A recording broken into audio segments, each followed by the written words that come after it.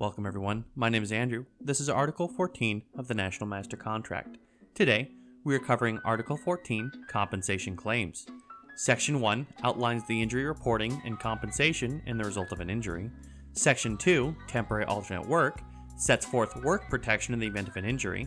Section 3, Permanently Disabled Employees, sets forth the company will do everything it can in good faith to provide work modification for permanently disabled employees, as well as allow an inactivity up to 3 years before termination. Section 3.1 furthers Section 3 by including permanently disabled employees in any consideration for 223 positions. If you want to skip ahead straight to the reading, go ahead and click on the timestamp in the description. Below, you can find a link to the UPS Teamster contract, or if you have not already, you can also download the UPS Teamster app on Android or the Apple Store. This app includes the contract with a handy search function that allows you to find articles and sections immediately important to your situation. I have also included a short links below to help you with installation. Workman comp sucks. Temporary alternate work is boring. Workman's comp fraud. Termination. Getting sent home. Shame. These are words and phrases I can say I have heard from my fellow UPSers in my currently 8-year career. There is always that looming threat of injury in every environment that UPS operates within. Warehouse to driving on road, UPS will say that all injuries are avoidable, and most are. However, some are not. Thankfully, our union brothers and sisters from the past were able to get this fine article in our contract. Solid protection starting from injury day 1 and temporary alternate work to ending with catastrophic injury. I myself live in the sunny state of California with some of the strongest labor law in the country, and this article is a welcome cherry on that cupcake. However, for most other UPSers, this article is a life and career saver, and this excerpt clearly states that protection. The employer shall provide workers' compensation protection for all employees even though not required by state law or the equivalent thereof if the injury arose out of or in the course of employment. Temporary alternate work, also known as TAW, is not as bad as it's made out to be by management and fellow UPSers. It can get mind-numbing not being on road or helping your fellow insider on the back wall, but you need to let yourself heal after an injury. At the end of the day, it is your body, not theirs. It is important to say that the goal is to not get injured, get the Circle of Honor, parking and patch, and retire at 30 years with the ability to run marathons or whatever your heart desires without shot knees or rotator cuffs. With that, I welcome you back with Article 14, Compensation Claims. Article 14, Compensation Claims. Section 1.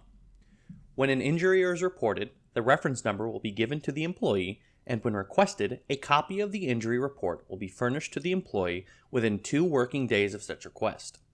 A copy of the injury report will also be furnished to the local union if requested by a local union official.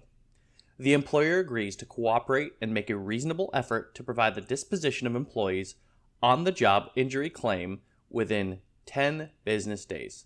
No employee will be disciplined or threatened with discipline or retaliated against as a result of filing an on-the-job injury report. The employer or its designee shall not visit an injured worker at his or her home. The employer shall provide the union co-chair of the National Safety and Health Committee with current summaries of the essential functions of all positions covered by this agreement. The union shall have the right to challenge any such summary through the applicable grievance procedure. Any employee who is adversely affected by any such summary shall have the right to challenge such summary through the applicable grievance procedure. Any such decisions or settlements rendered through the grievance procedure, including, but not limited to, at arbitration, shall be based solely upon and applicable to the facts present in that individual case and shall have no precedential effect beyond that case. This stipulation is limited to cases involving or referencing essential job functions. The employer shall provide workers' compensation protection for all employees, even though not required by state law or the equivalent thereof if the injury arose out of or in the course of employment. An employee who is injured on the job and is sent home or to a hospital or who must obtain medical attention shall receive pay at the applicable hourly rate for the balance of his or her regular shift on that day. Upon receiving an employee's timely report of injury, the employer shall not pressure an employee to continue to work, nor shall the employer interfere with an employee seeking medical attention.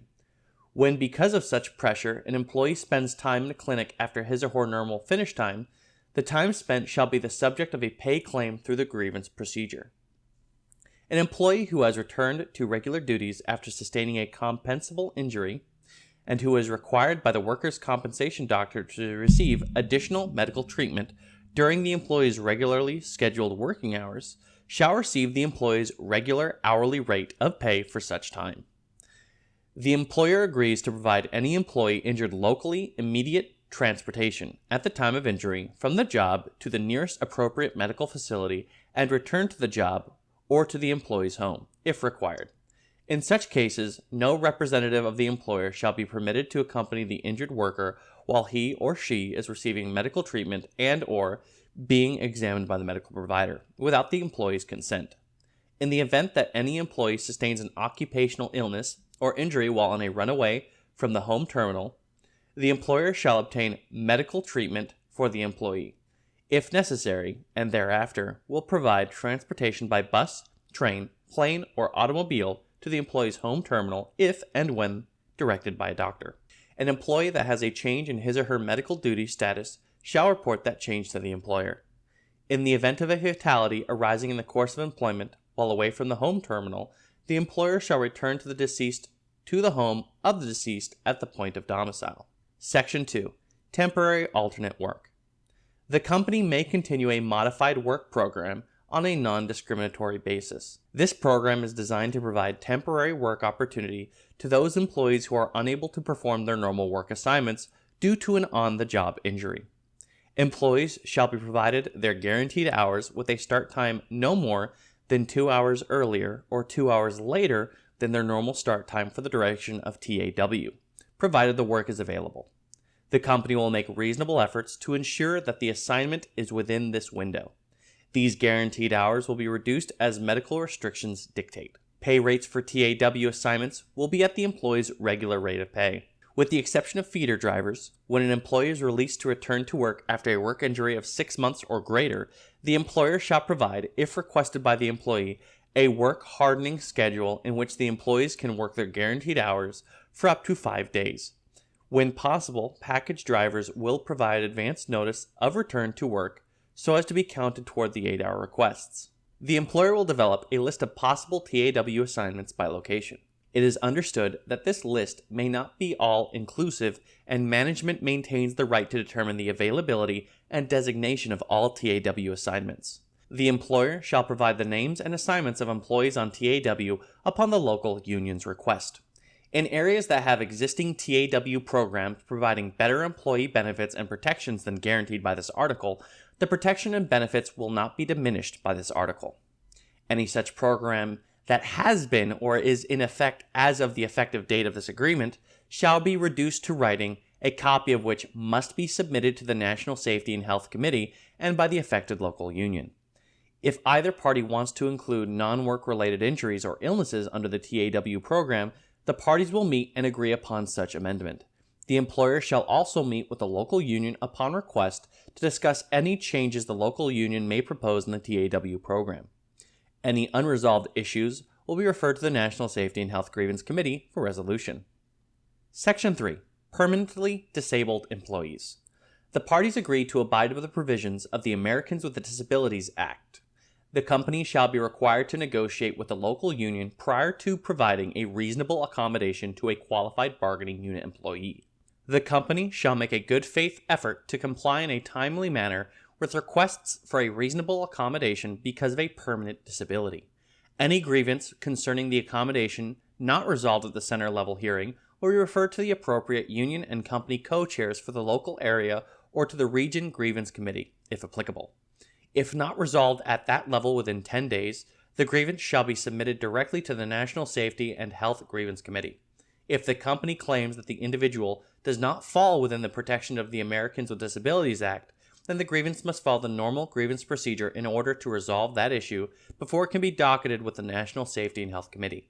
Any claim in dispute concerning rights under this section shall be addressed under the grievance and arbitration procedures of this agreement. A grievance may be filed by an employee or the union, notwithstanding any contrary provision in the supplement, rider, or addendum. The submission of a claim under this section to the grievance and arbitration procedures of the agreement shall not prohibit or impede an employee or the union from pursuing their statutory rights under the Americans with Disabilities Act or comparable state or local laws. The parties agree that appropriate accommodations under this section are to be determined on a case-by-case basis. If a full-time employee cannot be reasonably accommodated in a full-time job, the company may offer a part-time job as a reasonable accommodation if the employee is qualified and meets the essential functions of the job.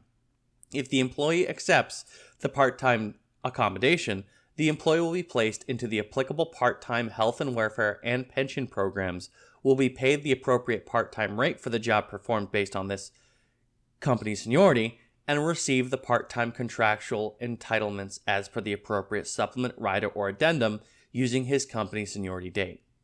This placement will not prohibit the employee from bidding on future full-time jobs for which he is qualified and meets the essential functions of the job.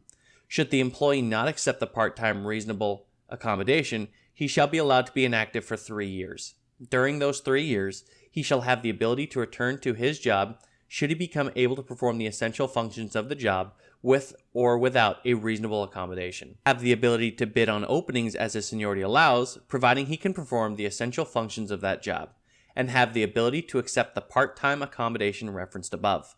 After 3 years, his seniority shall be considered broken. Said employee shall be entitled to receive long-term disability and workers' compensation in accordance with the terms of the applicable plan. Section 3.1. Pursuant to Article 223 and Article 37, and notwithstanding language in the supplements, riders, or addenda, the employer and the union agree to meet and discuss certain full-time positions that may be filled by employees who can no longer perform their assigned job.